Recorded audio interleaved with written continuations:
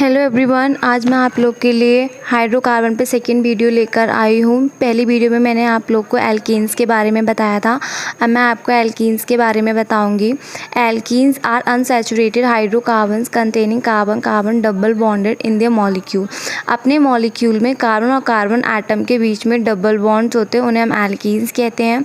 जैसा कि मैंने आप लोग को ऑलरेडी बता चुकी हूँ कि हाइड्रोकार्बन्स हमारे 3 कैटेगराइज्ड होते हैं। एक हमारा सैचुरेटेड, अनसैचुरेटेड और एरोमेटिक हाइड्रोकार्बन्स होते हैं। तो ये अनसैचुरेटेड हाइड्रोकार्बन्स में आते हैं ये, और एक एल्काइन है वो भी। जनरल फार्मूला इसका है CnH2n।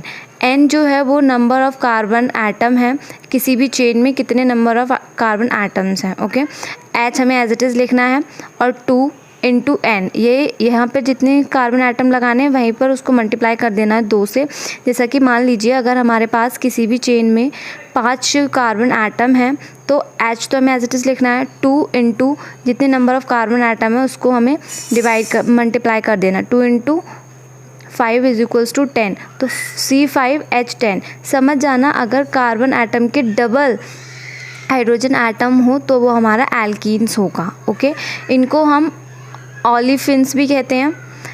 ऑलिफिएंट ग्रीक वर्ड है जिसका मतलब है ऑयल फॉर्मिंग, मतलब ऑयल का बनना, राइट। अब हम आपको बताएंगे कि स्ट्रक्चर ऑफ डबल बॉन्ड।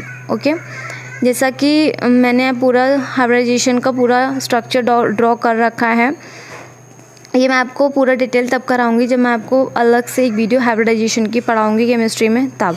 बस हमें अभी इतना याद रखना है कि इसका हाइब्रिडाइजेशन होता कितना है एल्कीन का, दैट इज़ sp2। हम इस पे कार्बन और कार्बन एटम के बीच में बॉन्ड के बेसिस पर भी डिफाइन कर सकते हैं। मान लीजिए अगर कार्बन और कार्बन एटम के बीच में सिंगल बॉन्ड है तो हमारा sp3 हो जाएगा। अगर कार्बन और कार्बन एटम के बीच में डबल बॉन्ड है तो हमारा sp2 हो जाएगा। कार्बन और कार्बन एटम के बीच में ट्रिपल 3 बॉन्ड है तो हम उसे sp कहेंगे। ठीक है, कहने का मतलब ये है कि एक pp ऑर्बिट कम होता रहेगा जैसे जैसे कार्बन और कार्बन एटम के बीच में बॉन्ड बढ़ते जाएंगे। ओके, अब हम आ जाते हैं एंगल पे, बॉन्ड एंगल पर। हाइड्रोजन और हाइड्रोजन के बीच का जो बॉन्ड एंगल है दैट इज़ 116.6 डिग्री, जबकि कार्बन और हाइड्रोजन के बीच का जो बॉन्ड एंगल है दैट इज़ 120.7 डिग्री। कार्बन और डबल बॉन्ड कार्बन एटम के बीच का जो बॉन्ड लेंथ है दैट इज़ 134 pm, जबकि कार्बन और हाइड्रोजन के बीच का जो बॉन्ड लेंथ है दैट इज़ 110 pm। ओके, अगर हमारे पास कार्बन और कार्बन एटम के बीच डबल बॉन्ड है तो एक हमारा पाई बॉन्ड होगा, एक सिग्मा बॉन्ड होगा। पाई बॉन्ड हमारा पार्शियली होगा और जो सिग्मा बॉन्ड होगा उसमें पूरा हमारा sp2 ऑर्बिटल मिलकर बनेंगे तो हमारा सिग्मा बॉन्ड बनेगा। ओके, कार्बन और कार्बन एटम के बीच में डबल बॉन्ड है, डबल बॉन्ड का जो बॉन्ड लेंथ होगा वो कम होगा as compare to carbon atom के बीच में सिंगल बॉन्ड, मतलब कि एल्कीन्स के का जो बॉन्ड लेंथ होगा वो कम होगा as compare to alkenes. Okay, now we will come on the isomerism in alkenes. ये हमारा 2 टाइप का है, एक हमारा स्ट्रक्चर आइसोमेरिज्म है, दूसरा हमारा है geometrical isomerism. Okay, structure isomerism में 2 में डिवाइडेड है, एक हमारा चेन आइसोमेरिज्म है, दूसरा हमारा पोजीशन आइसोमेरिज्म है। Chain isomerism, the isomers differ with respect to the chain of carbon atom. Carbon atom की चेन के रिस्पेक्ट में एक अलग आइसोमर बनाना, आइसोमर मतलब एक उसी के रिलेटेड एक स्ट्रक्चर बनाना। ओके, जैसा कि हम देख सकते हैं ब्यूट 1ene को हमने क्या करा है, एक साइड चेन ले लिया है। ओके, अब आ जाइए पोजीशन आइसोमेरिज्म में।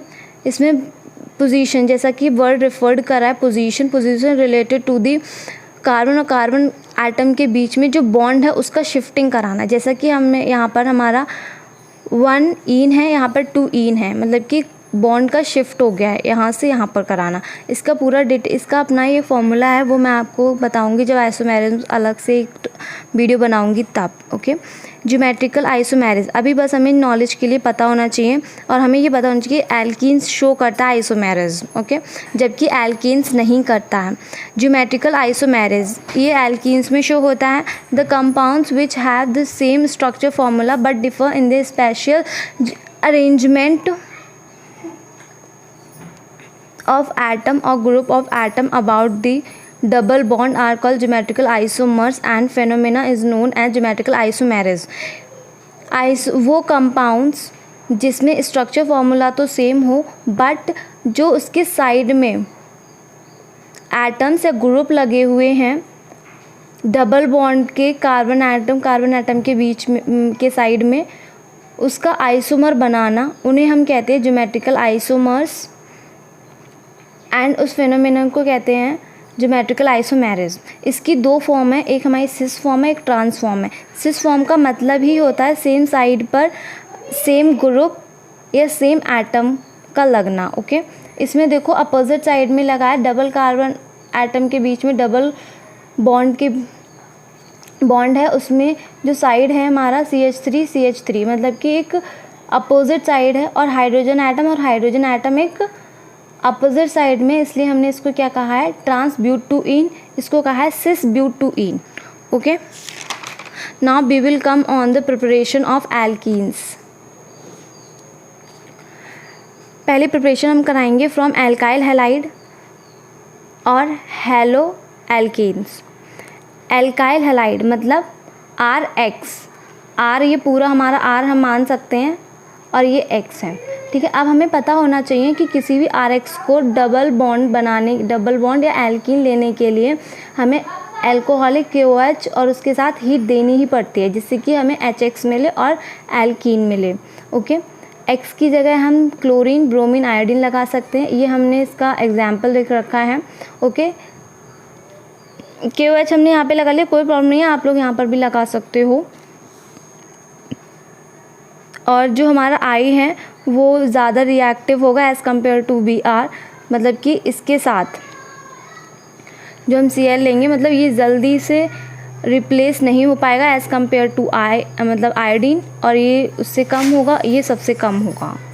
ओके टर्शरी अगर होगा हमारा टर्शरी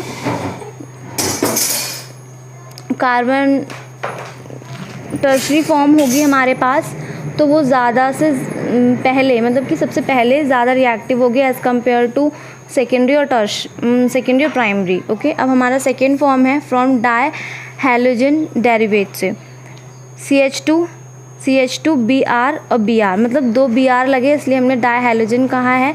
इसको जब हम Zn से कराएंगे मतलब जिंक से कराएंगे और हीट और इथेनॉल की प्रेजेंस में तो हमारे पास एल्कीन आ जाएगा, ZnBr2 निकल जाएगा. ओके अब आ जाइए फ्रॉम एल्काइंस. ये हमें पता होना चाहिए जब हम कन्वर्जन्स करेंगे ना तो ऑलरेडी हमें इन रिएक्शंस को याद रखनी चाहिए जिससे कि हम कन्वर्जन्स कर सकें.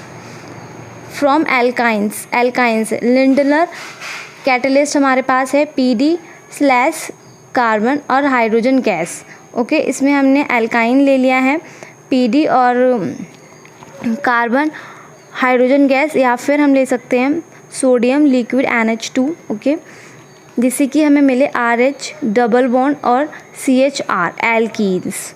इसी का फॉर्म है, एग्जाम्पल है इसी का. फ्रॉम एल्कोहल्स, अब हम एल्कोहल से एल्कीन कैसे बनाएंगे, H2SO4 की प्रेजेंस में या फिर H3PO4 की प्रेजेंस में. टेम्परेचर हमारा सेम रहेगा चाहे हम ये लें या फिर ये लें. Okay 443 kelvin. इथाइल अल्कोहल लिया है हमने जिससे कि हमें CH2 डबल बॉन्ड CH2 मिले मतलब एल्कीन मिले और वाटर एलिमिनेट हो जाएगा. अब हम आ जाते हैं प्रॉपर्टी ऑफ एल्कीन्स पर. ये फिज़िकल प्रॉपर्टी है, पहले मैं फिज़िकल प्रॉपर्टी बताऊंगी फिर केमिकल प्रॉपर्टीज बताऊंगी. जो इथीन है वो कलरलेस गैस है, इसमें फेंट स्वीट स्मेल है. एल्कीन्स है, एल्कीन्स में कलरलेस है और ऑर्डरलेस है. ओके जो सिस फॉर्म है ब्यूटूइन की उसका मेल्टिंग पॉइंट है 134.7 K, जबकि ट्रांसफॉर्म जो ब्यूटूइन का है वो मेल्टिंग पॉइंट है 167.4 केल्विन. अब इसी का बॉइलिंग पॉइंट है टू इन. सिस फॉर्म है अगर तो उसका बॉइलिंग पॉइंट है 277 K, अगर ट्रांसफॉर्म है तो बॉइलिंग पॉइंट है 274 K. Okay alkenes are lighter than water. एल्कीन्स होते हैं वो वाटर से बहुत ज़्यादा लाइट होते हैं और ये इनसॉल्युबल होते हैं वाटर में, और क्योंकि they are non polar readily dissolve in organic solvent, alcohol में, बेंजीन में, RCOR में और कार्बन टेट्रा क्लोराइड एट्सेट्रा।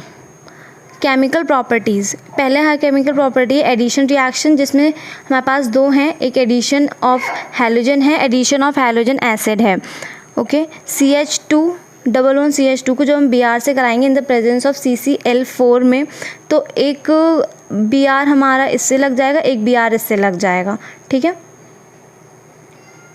मतलब कि जिस पे जिन कार्बन से डबल बॉन्ड होगा उन्हीं से Br लगेगा, जैसा कि इसमें है हमारे पास प्रोपीन में Br2 को हम CCl4 से ही कराएंगे। CH3 CH नीचे Br लग गया, इसमें भी Br लग गया, मतलब कि जिन कार्बन एटम के बीच में डबल बॉन्ड है उन्हीं से Br लगा in the presence of CCl4। Okay, addition of halogen acid, alkene ले लिया, HX ले लिया, CCl4 की प्रेजेंस में एक के साथ हमारा H लग गया, एक के साथ X लग गया। ठीक है, मान लीजिए अगर हमारा बॉन्ड यहाँ पर शिफ्ट हुआ है तो ये नेगेटिव हो गया, ये पॉजिटिव हो गया। ठीक है, H और X नेगेटिव जो था वो पॉजिटिव पर चला गया, जो पॉजिटिव था वो नेगेटिव पर चला गया, हम देख सकते हैं। ओके, अब मार्कोनिकॉफ रूल और एंटी मार्कोनिकॉफ रूल बहुत इंपॉर्टेंट रूल हैं जो हमें पता ही होना चाहिए। ठीक है, मार्कोनिकॉफ रूल तो इसी की तरह है एज इट इज़। ओके, इसमें तो कोई कन्फ्यूज़न नहीं होगी। ये हमारा मेजर प्रोडक्ट है, ये हमारा माइनर प्रोजेक्ट है, इसके बारे में मैं बताऊंगी इसमें। एंटी मार्कोनिकॉफ रूल में प्रोपीन हमने लिया है, या फिर हम इथीन भी ले सकते हैं, मतलब ईन लेना है हमें। ओके, तो HBr है, पार्शली पॉजिटिव पार्शली नेगेटिव। इसमें हमें एक रिएजेंट लेना ही होता है, दैट इज़ पेरोक्साइड। ठीक है, इसमें हमने बेंजोइल पेरोक्साइड ले लिया है, जिससे कि जो नेगेटिव है वो नेगेटिव पर जाएगा, जो पॉजिटिव है वो पॉजिटिव की तरफ जाएगा।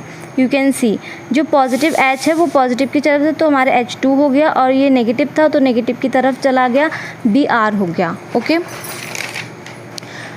Now there are 2 more chemical reactions, addition of hypohalous acid, CH2 double bond CH2 OH Cl negative. अब जो हमारे पास OH है ना, OH तो हमारा HO जो है बिहेव करेगा पॉजिटिव, Cl जो है पॉजिटिव और ये नेगेटिव की तरह बिहेव करेगा। ठीक है, अगर हमारा बॉन्ड यहाँ पर शिफ्ट होता है तो इस पर पार्शली नेगेटिव, इस पर पार्शली पॉजिटिव। अब देखो, जो पॉजिटिव है जो नेगेटिव है वो पॉजिटिव पर चला जाएगा, यहाँ पर देखो, और ये जो नेगेटिव है वो Cl नेगेटिव है, एक मिनट रुकना, Cl पॉजिटिव है ना, ये बॉन्ड हमने यहाँ पर शिफ्ट करा है, तो जो पॉजिटिव है वो नेगेटिव की तरफ चला जाएगा। नहीं, इसमें बॉन्ड उल्टा शिफ्ट करा है हमने।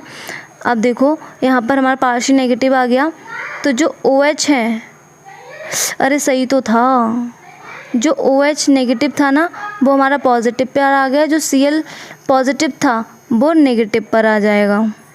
ओके, OH और Cl। अब देखो हमने प्रोपीन ले लिया है, OH HO को नेगेटिव और Cl पॉजिटिव। ओके, हमने बॉन्ड यहाँ पर शिफ्ट कराया है, तो यहाँ पर नेगेटिव आ गया, तो ये जो होगा वो पॉजिटिव पर चला जाएगा, ये पॉजिटिव था तो ये नेगेटिव पर चला जाएगा। ओके, देखो OH ग्रुप हमारा इससे लग गया और Cl पॉजिटिव जो था वो हमारा इससे लग गया। ठीक है, addition of sulphuric acid, alkene हमने ले लिया है, बॉन्ड को शिफ्ट कराया, पार्शली पॉजिटिव पार्शली नेगेटिव। इसमें हमने क्या करा है, H2SO4 को स्प्लिट कर रखा है। ओके,